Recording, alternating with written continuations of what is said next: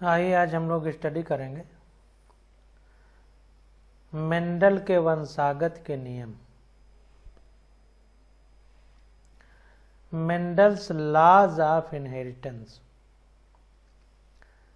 तो मेंडल के वंशागत के नियम, तो जाहिर सी बात है कि जैसा नाम से पता चल रहा है कि वंश में गति करने वाला जो पदार्थ है उसके कुछ नियम कानून हैं।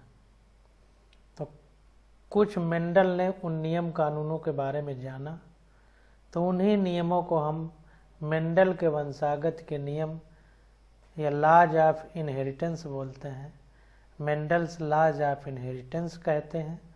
तो उनकी स्टडी अब हम लोग करेंगे। तो देखिए यहाँ पर कहा जा रहा है कि 19वीं सदी के मध्य के वर्षों में ही आनुवंशिकता को समझने के संबंध में प्रगति हो सकी। तो 19वीं सदी के मध्य के वर्षों में ही आनुवंशिकता को समझने में प्रगति हो सकी। ग्रिगोर मेंडल ने उद्यान मटर के पौधे में 7 वर्षों 1856 से 1863 तक संकरण यानी हाइब्रिडाइजेशन के प्रयोग किए तथा उनके आधार पर जीवों की वंशागत नियम को प्रस्तावित किया।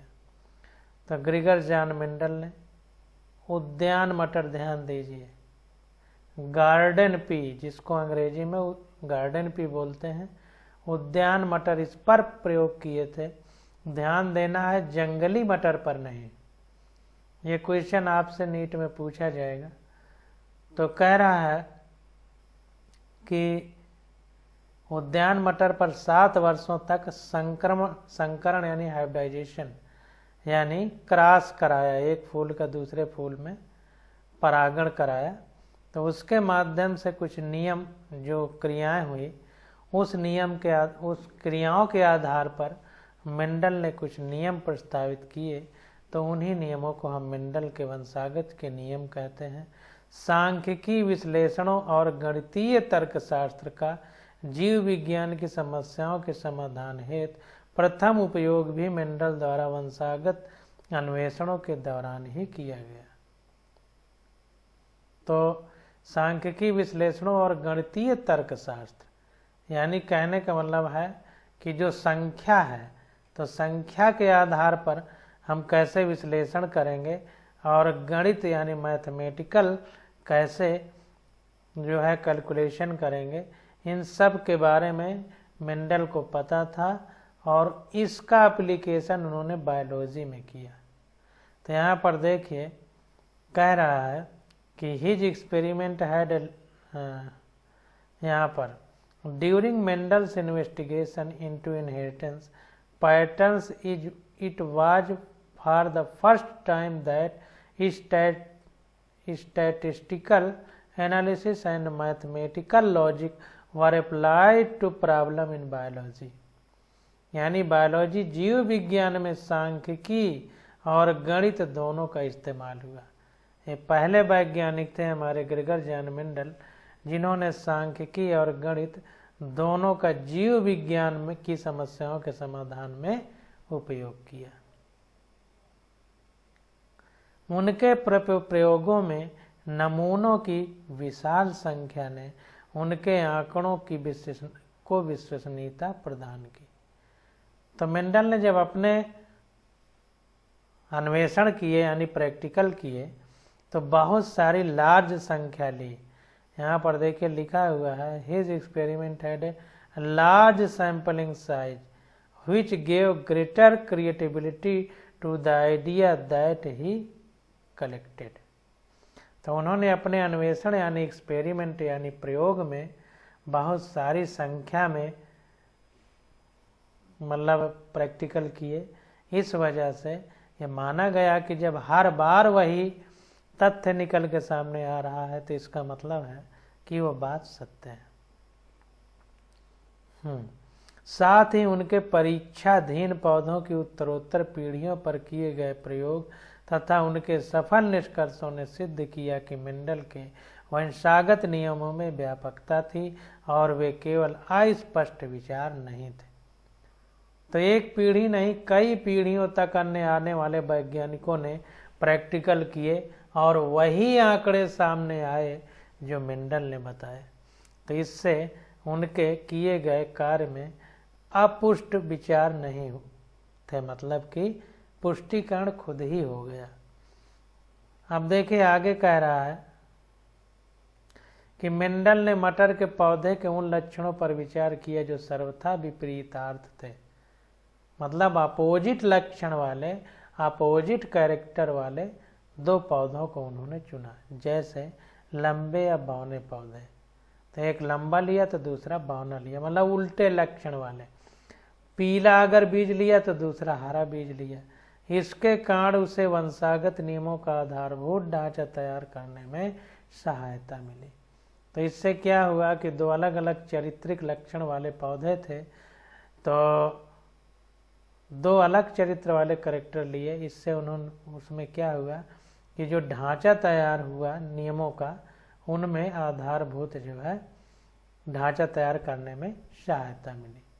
बाद के वैज्ञानिकों ने इसे विस्तार दिया, जिससे विभिन्न नैसर्गिक घटनाओं और उनमें निहित जटिलता का स्पष्टीकरण किया जा सका। तो मेंडल के बाद जो वैज्ञानिक आए, उन्होंने अपना फिर प्रैक्टिकल किया और पता चला कि जिससे विविध नैसर्गिक घटनाओं यानी प्रकृति में होने वाली अनेक घटनाओं और उनमें निहित जटिलता का स्पष्टीकरण किया जा सका। और उनमें क्यों ऐसा हो रहा है इसके बारे में आगे आने वाले वैज्ञानिकों ने उस जटिलता को दूर किया। मेंडल ने अनेक तद्रूप प्रजनन सम मटर के शुद्ध वंशक्रमों को लेकर कृत्रिम परागण पर परागण के प्रयोग किए। तो मेंडल ने जो मटर के शुद्ध वंशक्रमों को लिया है, शुद्ध मतलब जैसे एक ये लंबा पौधा है तो एक बौना पौधा, इन दोनों के बीच वाला नहीं, हाइब्रिड नहीं, शुद्ध पौधे लिए, शुद्ध सारी चीजें शुद्ध ली जितने कैरेक्टर उन्होंने लिए। और फिर उनका प्रदूप प्रजनन सम यानी कि आपस में प्रजनन कराया। इसको इंग्लिश में भी देख लेते हैं। देखिए कह रहा है कि Mendel's investigate character in the garden pea plant.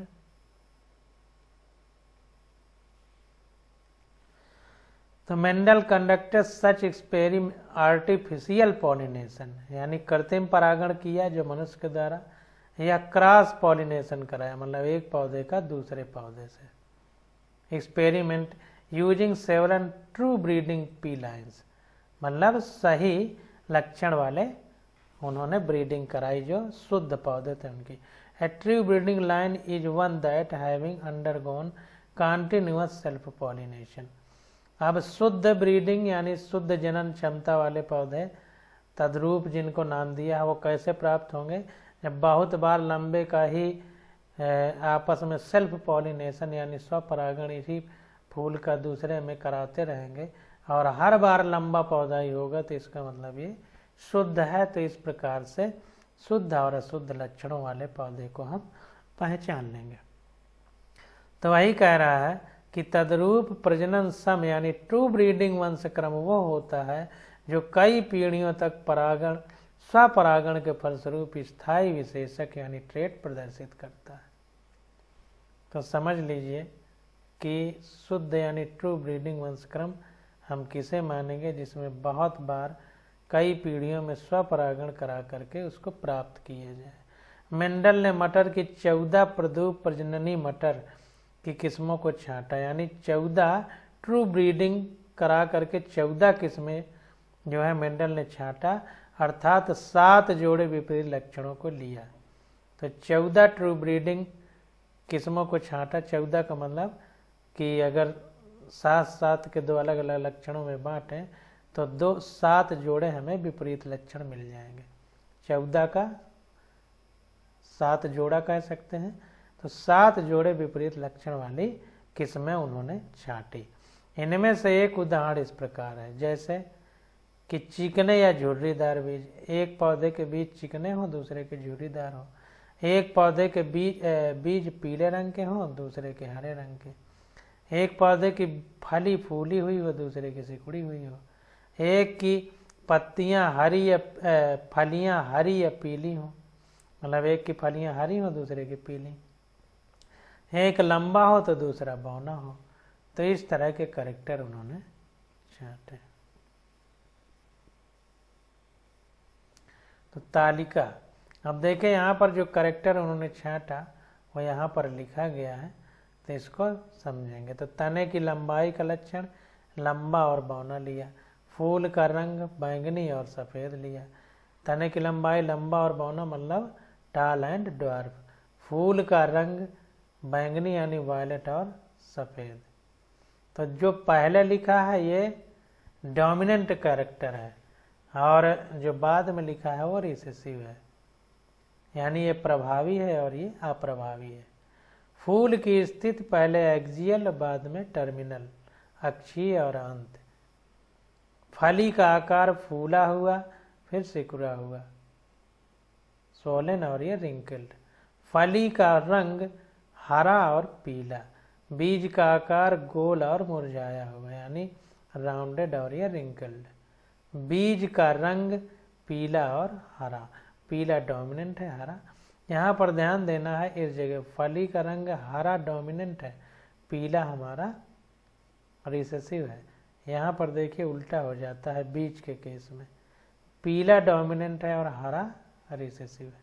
तो इसमें से किसी एक को केवल आप याद करिए और दूसरे को उलट दीजिए। सातों लक्षण जो है कहीं न कहीं घुमा फिरा के आपके नीट एग्जाम में पूछे जाएंगे। अब देखिए आगे आ जाता है एक जीन की वंशागति, तो inheritance of one gene. Inheritance of one gene,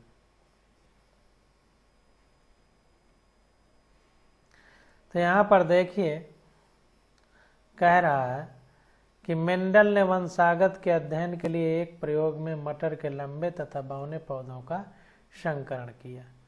तो मेंडल ने क्या किया कि एक लंबा पौधा लिया और एक बौना पौधा लिया और उसका जो है पॉलिन वो करा दिया क्रॉस। तो यहाँ पर देखिए फिगर है, इस फिगर को हम लोग समझेंगे। तो फिगर को समझने से पहले यहाँ पर देखिए सीड ये डोमिनेंट ट्रेट है या रिसेसिव, यानी ये प्रभावी है या अप्रभावी। अगर ये रहेगा तो इस लक्षण को प्रकट नहीं होने देगा, जब ये नहीं रहेगा तभी डोमिनेंट कैरेक्टर जब नहीं रहेगा तभी ये लक्षण अपना प्रकट करेगा।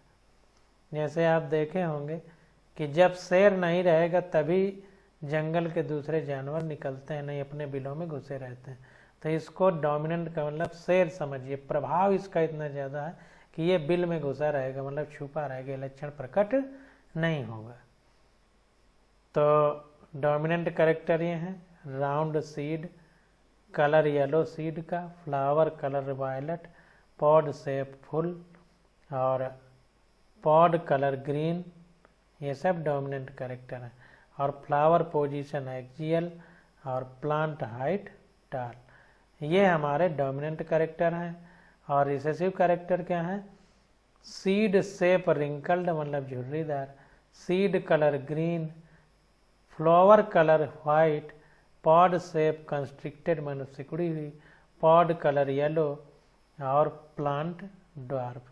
ये हमारे हाँ फ्लावर पोजीशन टर्मिनल और स्टेम हाइट ड्वार्फ, ये हमारे रिसेसिव कैरेक्टर हैं। 3 बातों को समझना। अब देखें यहाँ पर, इसको आगे पढ़ने से पहले यहाँ पर प्लांट के भाग देख लेते हैं। तो बड़े बड़े जो पौधे के फूल के ये पत्तियाँ होती हैं इनको पेटल कहते हैं। और ये देखें जो ऊपर निकला रहता है इसको स्टिग्मा, ये पेटल का मतलब दल।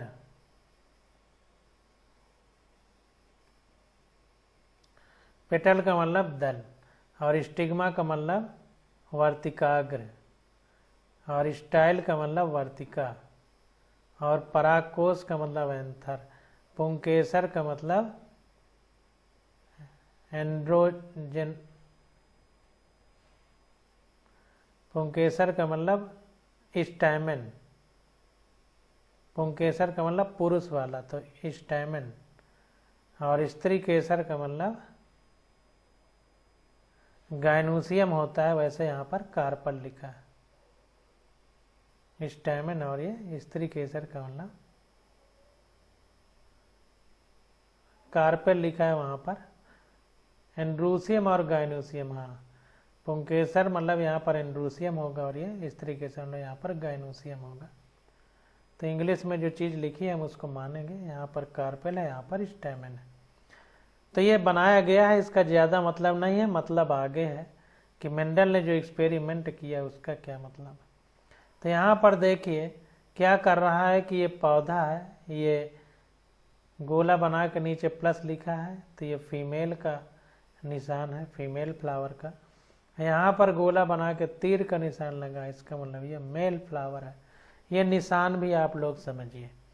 तो यहाँ पर क्या है कि मेल फ्लावर है, तो देखिए फीमेल वाले के कांटे दे रहा है, रिमूवल ऑफ एंथर्स इमैस्कुलेशन। तो एंथर मतलब परागकोश हटाए दे रहा है और इसके इसमें डालेंगे, ट्रांसफर ऑफ पोलन यानी पराग कण इसके स्त्री केसर में डाल देगा, कार्पेल जो लिखा है। तो ट्रांसफर ऑफ पॉलिनेशन, तो क्या होगा इसमें नए सीड का निर्माण हो गया। देखिए फली बन गई इस पौधे से, तो इस तरह से इसमें बीज बन गए। अब इनको बोया गया तो देखिए पहले पीढ़ी में सारे लंबे पौधे हुए, सारे लंबे। Step in making a cross in P. अब इसको एक एक को हम लोग स्पष्ट रूप से समझते हैं और करने का प्रयास करते हैं। तो देखिए कह रहा है कि मेंडल ने वंशागत के अध्ययन के लिए एक प्रयोग में मटर के लंबे तथा बौने पौधे का संकरण किया। तो लंबे और बौने पौधे लिए मेंडल ने और उनका संकरण यानी हाइब्रिडाइजेशन कराया।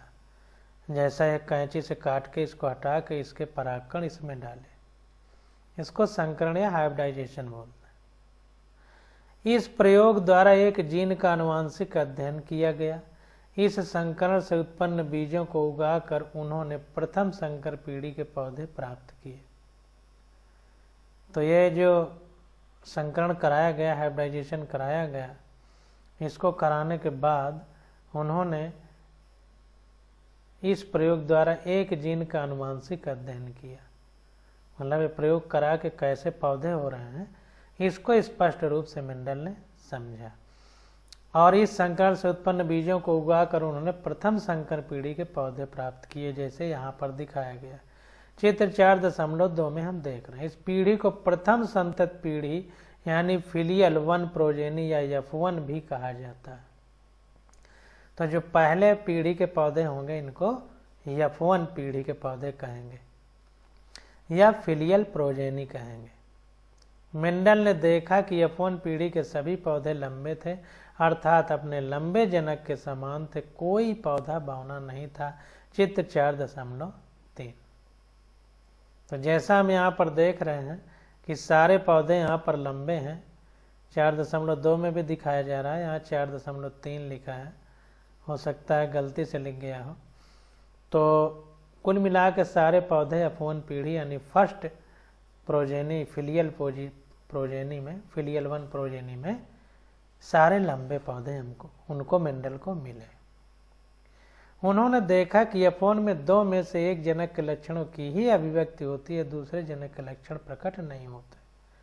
तो लंबे और बौने पौधों के बीच क्रॉस कराया था, लेकिन इन्होंने जब बोया तो देखा कि सारे पौधे लंबे थे। इसका मतलब एक लंबा वाला गुण ही दिखाई दिया, बौना वाला गुण नहीं दिखाई दिया। तो इसका मतलब ये नहीं है कि बौना वाला गुण है नहीं, बौना वाला गुण रहा भी होगा। तो चूंकि लंबा वाला गुण डोमिनेंट है, प्रभावी है, तो उसने बौने वाले गुण को प्रकट नहीं होने दिया, ये कहने का मतलब है। तो हमारा मतलब ये है कि जब शेर आएगा तो चूहे बिल में घुसे रहेंगे, निकलेंगे नहीं। तो लंबा वाला शेर है तो बौने वाले कैरेक्टर को प्रकट नहीं होने दिया। ये कहानी सामने आई। अब देखें मेंडल ने फिर F1 के सभी लंबे पौधों को स्वयं परागित किया और इसे देखकर आश्चर्य हुआ कि F2 पीढ़ी में व्युत्पन्न कुछ पौधे बौने थे। अब ये जो लंबे पौधे उत्पन्न हुए इनमें फिर से सेल्फ पॉलिनेशन यानी स्वपरागण कराया। इसी प्रकार से कैंची से जैसे काट के इसके परागकण इसमें डाल दिए, वैसे इन पौधों में आपस में सेल्फ पॉलिनेशन कराया।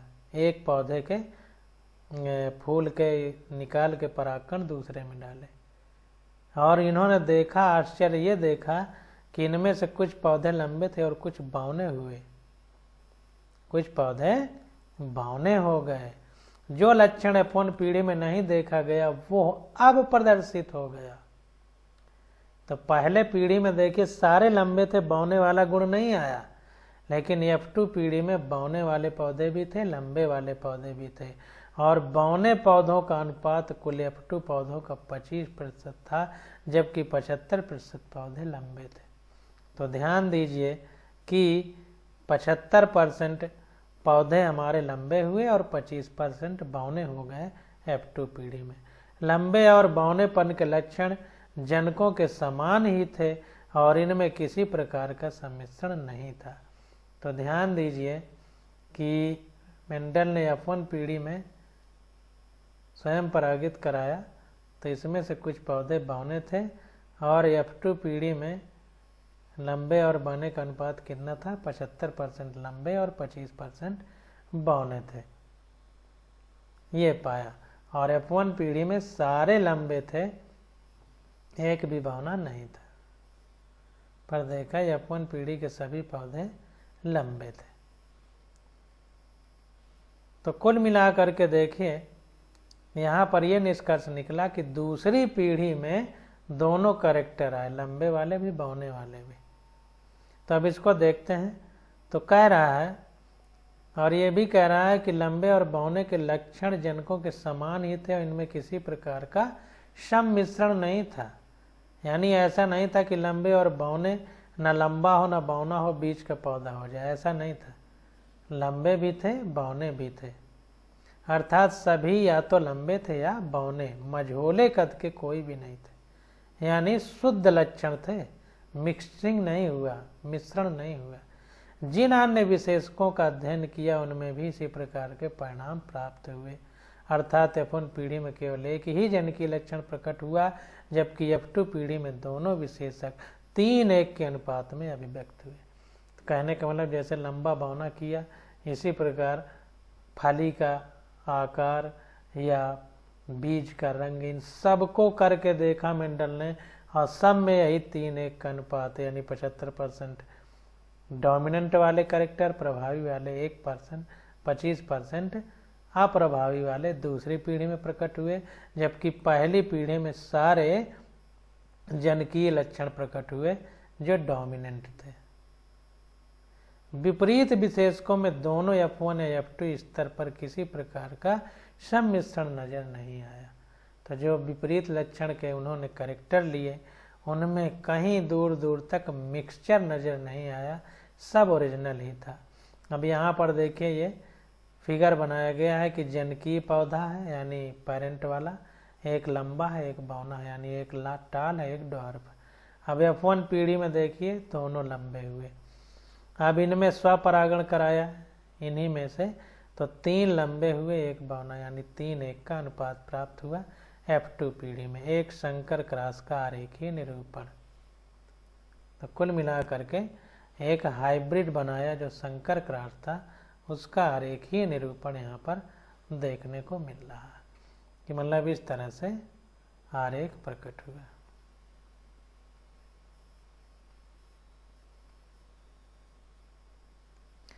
यहाँ पर देखिए diagrammatic representation of mono hybrid cross. एक संकर मतलब एक ही लक्षण वाले, तो मोनो हाइब्रिड कह रहा है, एक संकर क्रॉस। अब देखिए इसको अब पढ़ते हैं और समझने का प्रयास करते हैं। देखिए कह रहा है कि इन प्रेक्षणों के आधार पर मेंडल ने प्रस्तावित किया कि कोई वस्तु अपरिवर्तित रूप में जनक से संतति को युग्मकों के माध्यम से उत्तरोत्तर पीढ़ियों में अग्रसित होती है। तो कोई ऐसी चीज जरूर है जो लगातार अपने जनक यानी पेरेंट से उनके बच्चों यानी संतति यानी प्रोजेनी में ट्रांसफर हो रही है और वही ट्रांसफर होने वाली चीज गुणों को भी, लक्षणों को भी अगली पीढ़ी में ले जा रही है। ये बात समझ में आई। उसने इस वस्तु को कारक यानी फैक्टर कहा, अब हम इन्हें जीन कहते हैं।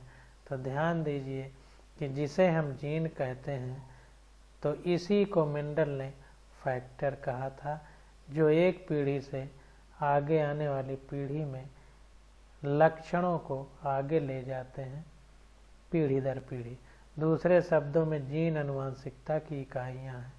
तो इस दूसरे हिसाब में कहें तो यूनिट ऑफ इनहेरिटेंस हमारा क्या है? जीन है। किस जीन में कौन सा विशेष लक्षण अभिव्यक्त होगा, इसकी सूचना इस पे निहित होती है। तो किस जीन में कौन सा विशेष लक्षण अभिव्यक्त होगा, इसकी सूचना इसमें निहित होती है। विकल्पी विपरीत लक्षणों के संकेतक जोड़ों को युग्म विकल्पी या एलील कहा जाता है। तो ध्यान दीजिए कि जैसे लंबा और बौना है तो एक जीन होता है, उसमें लक्षण जो है होते हैं जोड़े में, तो इस जोड़े को जो है हम लोग एलील कहते हैं या हिंदी में युग्म विकल्पी कहते हैं। ये एक ही जीन के थोड़ा सा भिन्न रूप होते हैं। तो जीन एक ही होता है, बस थोड़ा सा भिन्न रूप होता है, जिसको हम एलील कहते हैं।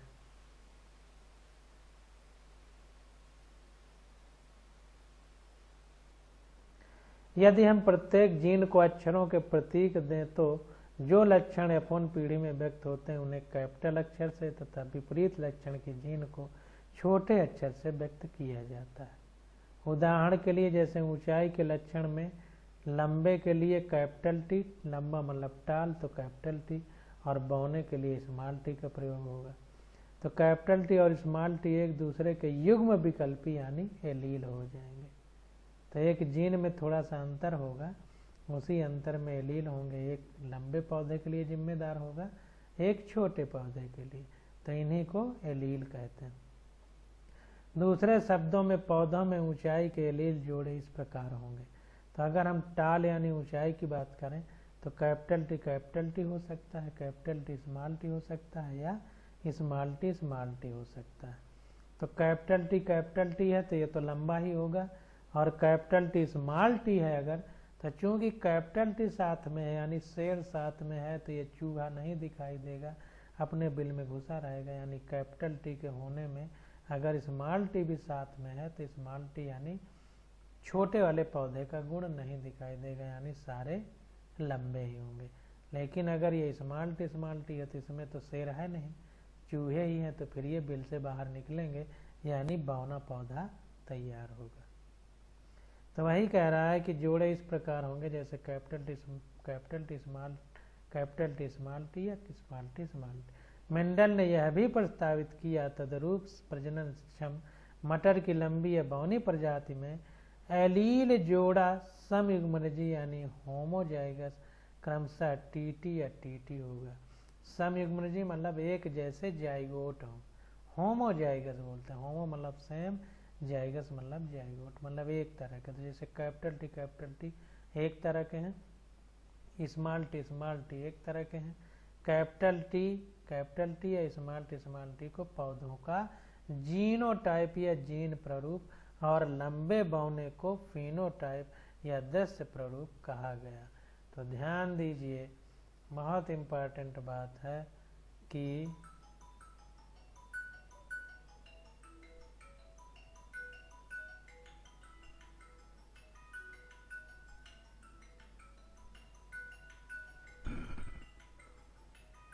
तो इस प्रकार से हमें ये पता चला कि जीनोटाइप का मतलब जीन प्ररूप और फिनोटाइप का मतलब जो दिखाई दे रहा है। जैसे कैपिटल टी ये जीन प्ररूप है यानी जीनोटाइप है, लेकिन लंबा पौधा दिख रहा है ये हमारा फिनोटाइप है। जो दिखाई देगा वो फिनोटाइप, दृश्य प्ररूप देखे लिखा है। और जो जीन इस दिखाई देने वाले के लिए जिम्मेदार है वो जीन प्ररूप है, ये मतलब। अब मेंडल ने पाया कि F1 विषम युग्मनजी कैपिटल टी स्मॉल टी का फिनोटाइप दिखने में बिल्कुल कैपिटल टी जनक के समान होता है। तो देखिए अभी जैसे हमने आपको ऊपर बताया तो वही बात यहाँ पर सामने आ गई कि जो F1 है विषम युग्मनजी यानी कैपिटल टी स्मॉल टी का जो फिनोटाइप है दिखने में बिल्कुल कैपिटल टी जनक के समान होता है, यानी इसमें भी लंबा पौधा बनेगा, इसमें भी लंबा पौधा बनेगा। तो देखिए जीनोटाइप तो अलग है लेकिन फिनोटाइप सेम है, यानी 10 रूप दिखाई देने वाला पौधा तो दोनों में लंबा होगा, लेकिन देखिए जीनोटाइप अलग अलग है। हमने आपको बताया कि ये शेर है कैपिटल वाला, ये चूहा है। शेर रहेगा तो चूहा नहीं बिल से निकलेगा, यानी ये कैपिटल टी वाला है तो पौधा लंबा ही होगा, बौने वाले चरित्र को दिखाई नहीं देने देगा। तो यही चीज है, इसलिए उसने प्रस्ताव किया कि असमान कारकों के जोड़ों में से कोई एक दूसरे के ऊपर प्रभावी हो जाता है। तो चूंकि यहाँ पर देखिए कैपिटल टी स्मॉल टी है, यहाँ भी लंबा है, कैपिटल टी है यहाँ भी लंबा है, तो कह रहा है इसीलिए मेंडल ने प्रस्तावित किया कि असमान कारकों के जोड़ों में से कोई एक दूसरे के ऊपर प्रभावी हो जाता है। जैसे कैपिटल टी लंबा वाला स्मॉल टी बौने वाले पर प्रभावी हो गया, यानी डोमिनेंट हो गया, और ये बौना पौधा नहीं उत्पन्न होने दिया बल्कि लंबा पौधा उत्पन्न हुआ। जैसा कि F1 में इसे प्रभावी और दूसरे को अप्रभावी नाम दे दिया गया। तो इस प्रयोग में टी लंबाई का कारक टी बौनेपन के कारक के ऊपर प्रभावी हो जाता है, यानी इसके प्रभाव से इसके लक्षण नहीं दिखेंगे। जिन अन्य लक्षण युग्मों का उन्होंने अध्ययन किया वहां भी यही पाया गया। तो जैसे लंबा और बौना देखने को मिला, वैसे जो 7 में से 6 और कैरेक्टर बचे वहां भी बिल्कुल ऐसी स्थिति थी। प्रभावी और अप्रभावी की संकल्पना को याद रखने के लिए यही सुविधाजनक और तर्कसंगत होगा कि बड़े कैपिटल और छोटे अक्षरों का प्रयोग किया जाए। तो बड़े और छोटे अक्षरों के प्रयोग से हम लोग इस बात को समझेंगे। लंबे के लिए कैपिटल टी और बौने के लिए स्मॉल डी का प्रयोग ना करें। लंबे के लिए कैपिटल टी और बौने के लिए स्मॉल डी का प्रयोग ना करें, क्योंकि यह याद रखना कठिन रहेगा। हाँ, ड्वार्फ का मतलब डी ना बल्कि स्मॉल टी, यही कहने का मतलब है कि क्या टी और डी एक ही जीन लक्षण के एलील है या नहीं है। तो कुल मिला के इसमें कंफ्यूजन होगा, तो कैपिटल टी और स्मॉल टी ज्यादा सुविधाजनक है, ये कहना चाह रहा है।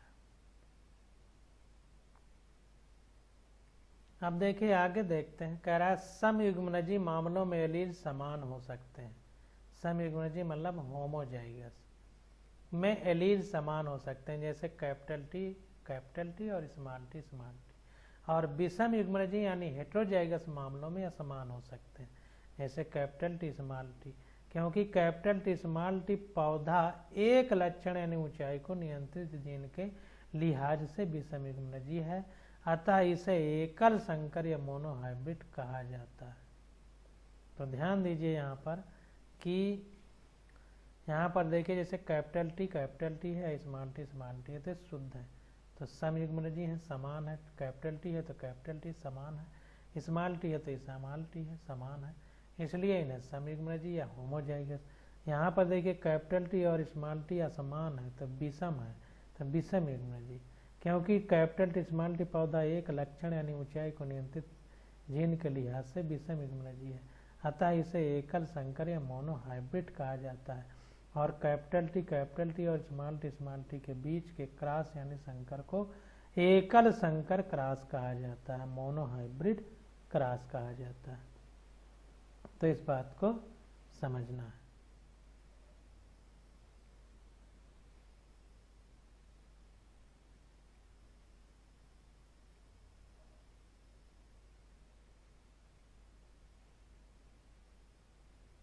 तो मोनोहाइब्रिड क्रॉस का मतलब एकल संकर क्रॉस यानी एक लक्षण को लिया गया। मोनो मतलब एक ही कैरेक्टर, जैसे लंबा और बौना, तो ये लंबाई से संबंधित, या तो लंबा हो गया छोटा, एक ही कैरेक्टर है।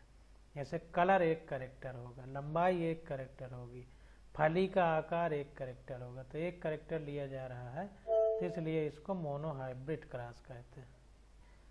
तो इस प्रकार से हमने यहाँ तक पढ़ा मोनो हाइब्रिड क्रॉस यानी एकल संकर क्रॉस, अब इसके आगे हम लोग अगले लेक्चर में पढ़ेंगे, क्योंकि लेक्चर लंबा हो जाएगा। आज बस यहीं तक।